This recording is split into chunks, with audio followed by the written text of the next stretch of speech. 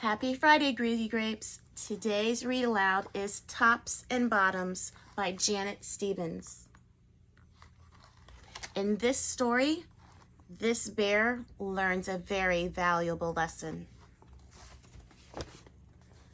And there's the title page. Notice in the illustration, there are things that grow on the bottom and there are things that grow on the top. That's pretty cool. Oh, Rocky likes this story too. Rocky, would you like to come up? Come on up, Rocky. Because I know you're not going to leave me alone unless I let you come up. Once upon a time, there lived a very lazy bear who had lots of money and lots of land. His father had been a hard worker and a smart business bear, and he had given all of his wealth to his son. But all Bear wanted to do was sleep. Key vocabulary word, lazy. What does that mean?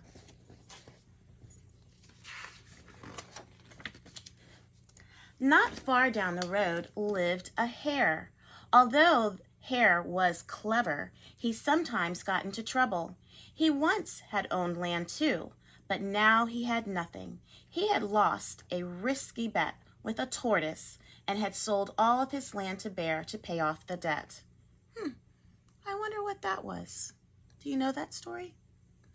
Hare and his family were in very bad shape. The children are so hungry, Father Hare. We must think of something, Mrs. Hare cried one day. So Hare and Mrs. Hare put their heads together and cooked up a plan. Some key vocabulary there is clever, risky, and debt. What does that mean? See the bottom of the story. These are really, really lovely illustrations. This is a book you can get from Scholastic. The next day, Hare hopped down the road to Bear's house. Bear, of course, was asleep. "Hello, Bear, wake up. It's your neighbor, Hare, and I have an idea." Bear opened one eye and grunted. "We can be business partners," Hare said. "All we need is this field right here in front of your house. I'll do the hard work of planting and harvesting, and we can split the profit right down the middle. Yes, sir, Bear, we're in this together. I'll work and you'll sleep." "Huh?" said Bear. "So what will it be, Bear?" asked Hare. "The top half or the bottom half? It's up to you. Tops or bottoms?" Let's see," Bear said with a yawn. "I'll take the top half, Hare. Right? Tops." Hare smiled. "It's a done deal, Bear."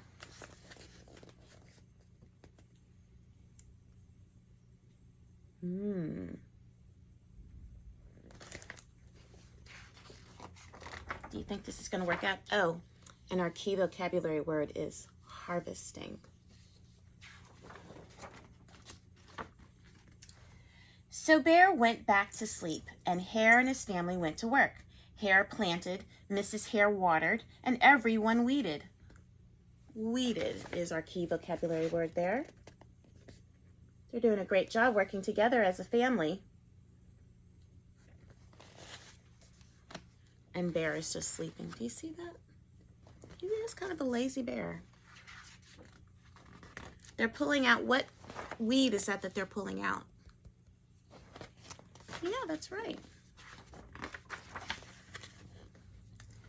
Bear slept as the crops grew.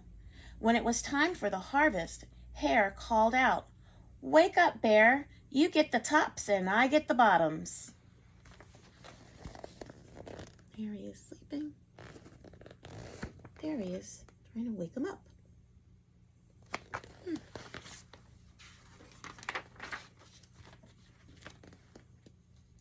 Hare and his family dug up the carrots, the radishes, and the beets. Hare plucked off all the tops, tossed them into a pile for Bear, and put the bottoms aside for himself.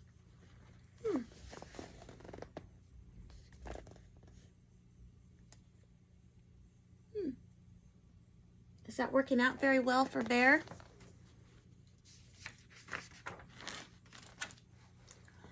Bear stared at his pile.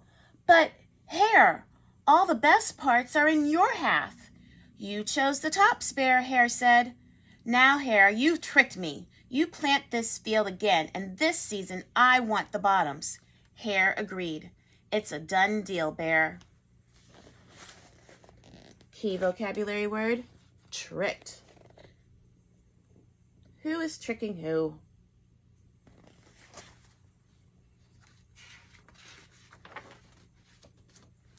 So Bear went back to sleep, and Hare and his family went to work.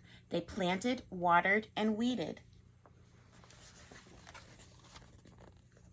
Look at all that family cooperation. And there's the bear sleeping.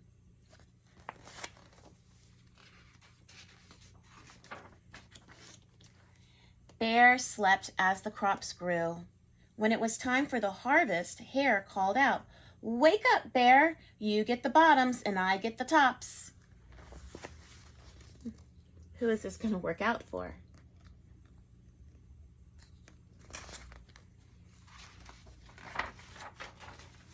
Hare and his family gathered up the lettuce, the broccoli, and the celery. They pulled off the bottoms for Bear and put the tops in his own pile.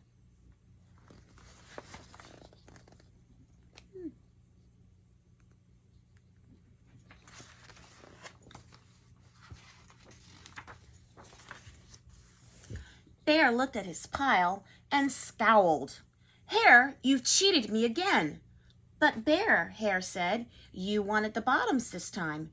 Bear growled, "You plant this field again, Hare. You've tricked me twice, and you owe me one season of both tops and bottoms." "You're right, poor old Bear," sighed Hare. "It's only fair that you get both tops and bottoms this time. It's a done deal, Bear." Keyword, cheated. How is this going to work out next time?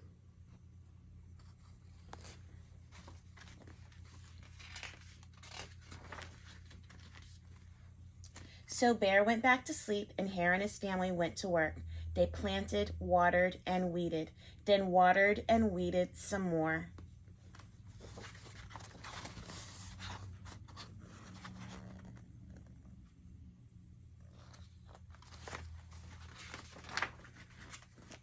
Bear slept as the crops grew. Typical. When it was time for the harvest, Hare called out, "Wake up, Bear! This time you get the tops and the bottoms." Is this going to work out for Bear? Do you notice Bear's house? His house could use a little work too, huh?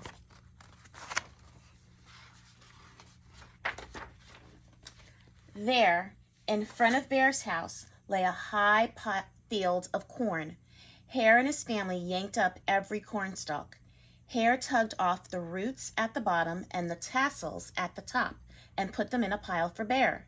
Then he carefully collected the ears of corn in the middle and placed them in his own pile. Bear rubbed his eyes and watched. "See, Bear, you get the tops and the bottoms. I get the middles." "Yes, sir, Bear. It's a done deal." Look at that expression on Bear's face. Is he happy about this?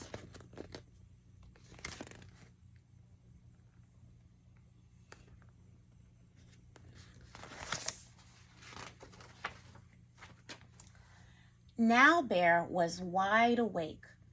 "That's it, Hare," he hollered. "From now on, I'll plant my own crops and take my own tops, bottoms, and middles." Hare and his family scooped up the corn and hopped down the road toward home. What has Bear learned?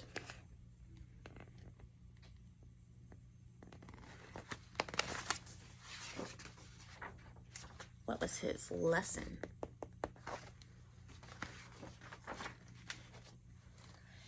Bear never again slept through a season of planting and harvesting. Hare bought back his land with the profit from the crops, and he and Mrs. Hare opened a vegetable stand. And although Hare and Bear learned to live happily as neighbors. They never became business partners again.